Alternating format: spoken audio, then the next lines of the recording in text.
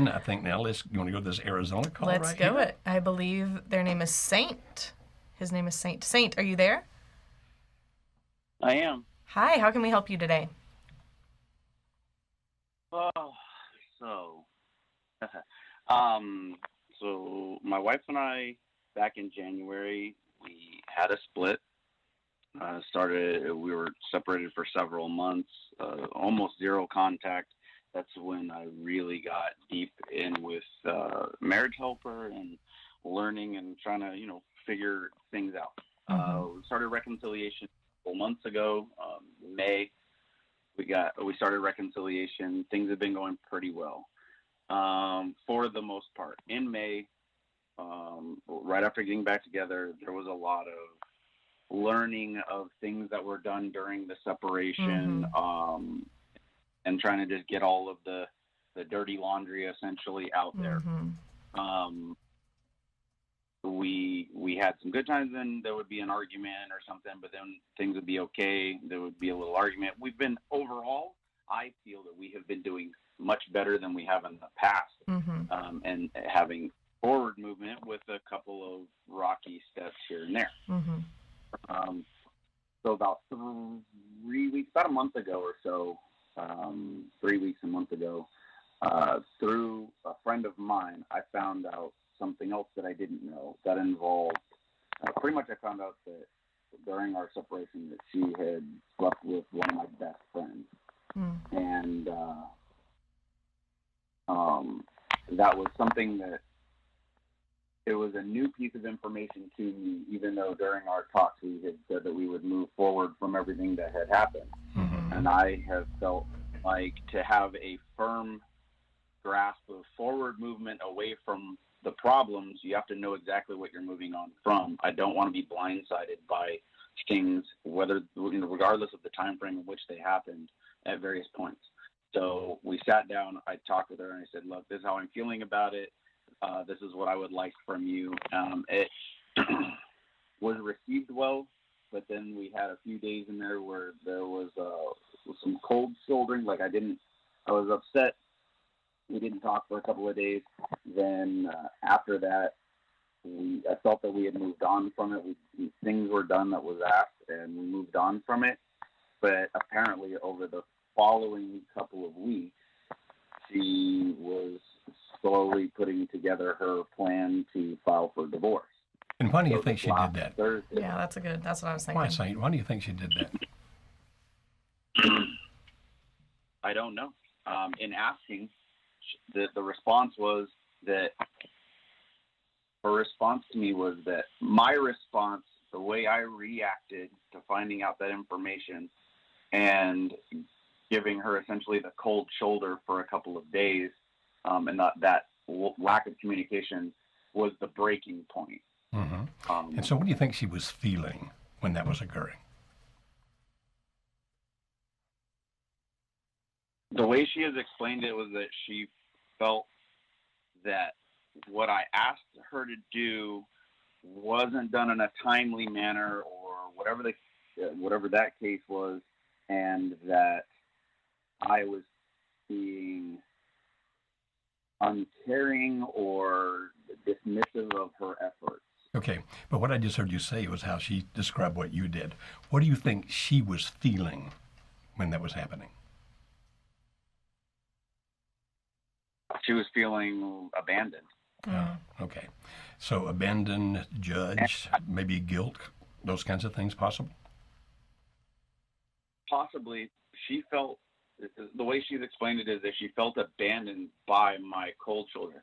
And I had explained to her that it was unintentional. I wasn't intentionally just cold shouldering her, but I recognized what she was explaining to me, and I promised that during future arguments, right, because they're bound to happen, that during future time that I would be far more cognitively aware of that and to not repeat those Good. That's a good thing.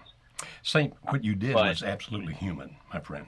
I mean, when a person gets unexpected information and they think that they already know everything and they find out things like that, particularly with the betrayal because it was a best friend, what you did was very human.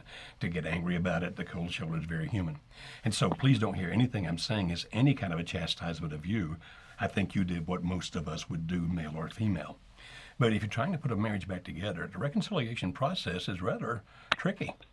It's not just moving back into the house together and thinking you're going to make it. Right. The reconciliation process actually has several phases or steps. We're developing a product now that hopefully by the end of the year we will have out that'll actually go through each of these steps. So the first thing I want to tell you, my buddy, is don't beat yourself up. Obviously it worked out badly, but don't beat yourself up for being human. Secondly, are you guys having any kind of communication with each other now at all? Yeah. So Thursday, she reached out to me. Like we're still living together. We still are sleeping in the same room and things like that. And Thursday, she's been acting like over the last couple of weeks. She's been acting a little distant. So I put it out there that, hey, it feels like you are dealing with something. I'm ready to listen when you're ready to talk. I've tried to take her out on dates. I have, actually it was Wednesday night last week. She came home and I had cleaned up our room and I lit candles and I got her this nice little card. Mm-hmm. It was just a situation. I was just trying to be nice and sweet. But she reacted negatively? Okay. She reacted negatively to that. Yeah. No? The next day she filed for divorce. You wouldn't call that a negative reaction? Right. So she reacted very well. And the following day, she apparently left school when she was done with school that day, went to the courthouse and filed. And then that night when we got home, as compared to our history of where something like that would come out in a very nasty way, she sat down in a very calm, collected, well thought out way, and she shared with me a letter that she was writing, and it said, I want a divorce. I love you. I'm in love with you. Whatever. I just don't think that we can do this together. And then over the last couple of days, yesterday being the last one, I sat down, like we had a discussion, and I said, I think that there's other ways that this can be dealt with. We know what the problem is, kind of like an alcoholic. You realize what the problem is. Now that you know what the problem is, you can address it specifically. We've narrowed down specific issues that we have with each other and together. And now we've moved past the analogy that I gave her was, if we were escaping prison, we've now escaped the building and we swam the 100 yards of crap. And how did she react to that conversation last night, my friend? It doesn't sound good. How did she react to that conversation last night? She agreed. If she had said, that sounds great. It sounds wonderful. It sounds awesome. I'm just scared that we won't do it, that we can't do it. Okay. And don't you think that's a reasonable fear for her to have? I do, and I told her that. I said, I completely understand where exactly you're coming from, but... Same, I ask you a couple of quick questions. Are you the kind of guy that's kind of driven to get things done, to make things happen? Is that kind of your personality? I would say so. Yeah. And is she more generally passive, or is she just as aggressive as you? She's just as aggressive. Okay. One of the joked about is that the reason we fight so hard is because we love so hard and we're both hard-headed. Okay. I think I'm going to agree with that, and I haven't met either one of you. I haven't met either one of you, but I think I'm going to agree that you're hard-headed. They're good traits to have, but they can make some things a little more difficult. Saint, I'm going to tell you this. What you're describing is fixable, my friend. Trust me. Your fact that she says she loves you, that she's in love with you, what she's telling you is, we don't know how to do this, and we both are the kind of people that tend not to lean on other people. We tend to do things ourselves, and we haven't figured out how to do this, and if we can't figure out how to do this, maybe it can't be done. That's what I'm hearing. And so if that's the case, then the thing to do is to back off a little bit, my friend, and say, you may be right. We may not be able to do this ourselves. We're both intelligent. We're both go-getters. We make things happen. But even people like us sometimes need to get some help. And if you can just back off a little bit. Now, if you back off too much, it's actually going to work against you. Because if she's aggressive and you back off and become passive, things will go badly. And so it's a matter of here having a balance of being aggressive enough that she feels that she's being met equally, but not so aggressive that she feels like we're never going to get anywhere with this. But I'm telling you right now, my friend, this thing you're describing is fixable.